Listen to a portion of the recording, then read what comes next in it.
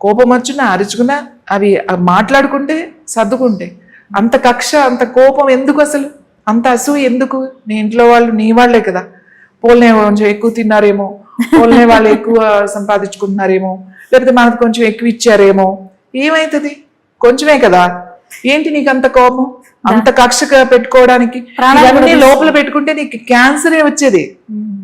నేనేమంటున్నానంటే నువ్వు అసూయ, ద్వేషం, పరుగు, వాడేదో సంపాదించాడు, నేనేదో చేయట్లేదు, వాడు ఇక్కడికి వెళ్ళిపోతున్నాడు, నేను వెళ్ళట్లేదు, వాడు అక్కడికి వెళ్ళిపోతున్నాడు, వాళ్ళ పిల్లలు ఇలా చేస్తున్నారు, నా పిల్లలు ఏం చేయట్లేదు.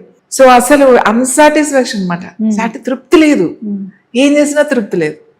ఎంతసేపు ఎవరి ప్రపంచంలో వాళ్ళు ఉంటున్నారు అనమాట. ఎవడి ప్రపంచం వాడిది, ఒకటి ప్రపంచానికి ఒకడికి సంబంధం లేదు.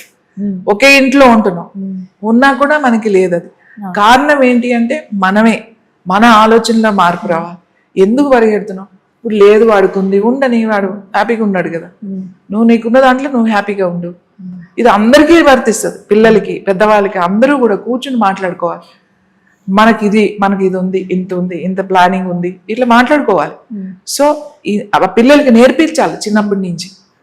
అది నువ్వు నేర్పించకుండా వాడికి ఏదంటే నేను కష్టపడ్డాను కానీ నా కొడుకు కష్టపడకూడదు, నా కూతురు కష్టపడకూడదు, నా మనవలు కష్టపడకూడదు అనే కాన్సెప్ట్ మీద నువ్వు ఏం చేస్తున్నావు? నువ్వు నెక్స్ట్ జనరేషన్ ఎందుకు పనికి రాకుండా చేస్తున్నాం మనం. ఎందుకంటే వాడికి ఇల్లు కొనాలి, వాడికి కారు కొనాలి, వాడికి మళ్ళీ బంగారం కొనాలి, వాడికి పెళ్లి చేయాలి, మళ్ళీ అన్ని నువ్వే చేస్తావు. వాడేం చేస్తాడు? నువ్వేం చెయ్యట్లేదని అంటాడు వాడు. వాళ్ళ నాన్న చూడు అంత 2 ఫ్లాట్లు ఇచ్చాడు, నువ్వు చూడు నాకేమిచ్చావు నువ్వు అని అడిగే స్థితిలో అప్పుడు పిల్లలు ఉన్నారు. వాళ్ళని తయారు చేసింది మనమే కదా.